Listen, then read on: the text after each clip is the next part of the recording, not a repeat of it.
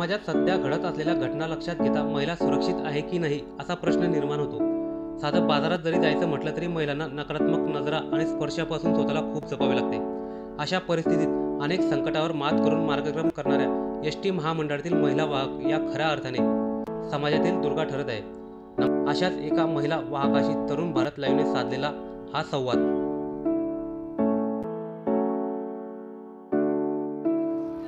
मी रापम ST महामंडळमध्ये वाहक या पदावरती आहे। साधारणतः मला 2 फेब्रुवारी 2011 पासून मी या सेवेमध्ये आहे।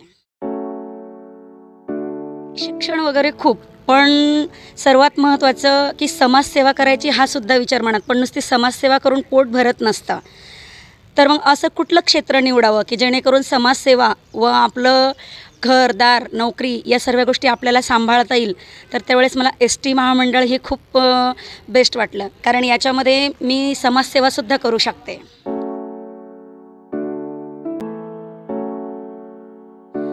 महिला वाहक म्हणताना एखाद्या वेळेस इतर महिला साधं बाजारात जरी गेल्या तर गर्दीपासून दूर राहतात, किंवा गाडीत महिला चढत असल्या तर कुणाचा धक्का लागू नये याचा विचार करतात। पण त्या गर्दीमध्ये मार्गक्रमण करताना, तो मार्ग काढत असताना समोर फक्त एकच ध्येय असतं की मला या प्रवाशांना त्यांच्या नियोजनस्थळापर्यंत पोहोचवायचं आहे। विद्यार्थी त्यांचं भविष्य जे घडतं आहे आज माझ्या लाल परीवर घडतं, कारण की आज प्रत्येक ग्रामीण भागातला विद्यार्थी शहरामध्ये शिक्षण घ्यायला जातो, तर त्यांना मी तिथपर्यंत व्यवस्थित आणि सुरक्षित सेवा देते। व त्याच्यामध्ये गोरगरीब असतील, अपंग असतील, अंध असतील, वृद्ध असतील, या प्रत्येकांना इच्छित स्थळी सोडते। त्याचा मला खूप अभिमान वाटतो।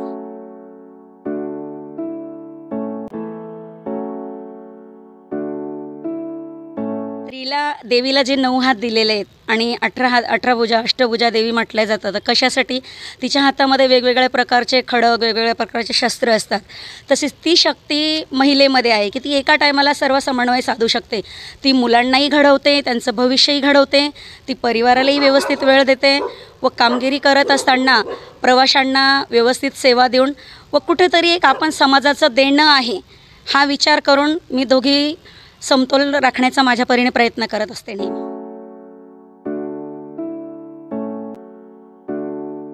मी महिलांना एकच म्हणेल की नोकरी असो किंवा कुठलंही काम असो हे छोटं नाही।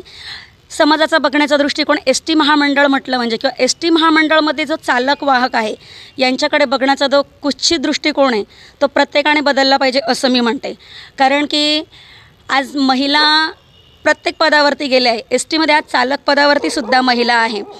तर प्रत्येक महिलेने कुठल्याही कामाची लाज न बाळगता किंवा स्वतःला कमी न लेखता आपण कुठल्याही क्षेत्रामध्ये जॉब करू शकतो। उदाहरणार्थ मी गर्दीमध्ये आणि बसमध्ये जर मी जॉब करू शकते तर इतर महिलाही करू शकतात। मी प्रत्येक महिलेला आव्हान करते की संकटांचा सामना करत गर्दीला किंवा कुठल्या समाजाला न घाबरता आपले स्वप्न पूर्ण करण्यासाठी नेहमी पुढे राहायला पाहिजे।